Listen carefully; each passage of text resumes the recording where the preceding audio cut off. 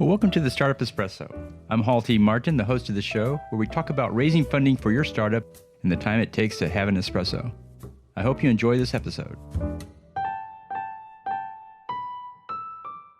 Hello, this is Hall T. Martin with the Startup Funding Espresso, your daily shot of startup funding and investing. Once you've found an advisor you want to bring on board, consider the compensation. It's important to pay the advisor something for their time and experience. Real work requires real pay. Not all advisors bring the same level of support to the startup. Also consider that equity increases in value as the company grows. Later stage company equity is worth a great deal more than an early stage company. With this in mind, consider the following. There are standard advisors who share their experience. For early stage companies, consider 0.25% of equity vested over 1 year. For growth stage companies, consider 0.15% of equity vested over a year. Then there are premium advisors who not only share their experience, but also make introductions to investors, customers, and partners. For early stage companies, consider 1% of equity vested over 1 year. For growth stage companies, consider 0.5% of equity vested over a year. Set the compensation based on the stage of the company and the contribution of the advisor. Thank you for joining us for the Startup Funding Espresso, where we help startups and investors connect for funding. Let's go start up something today.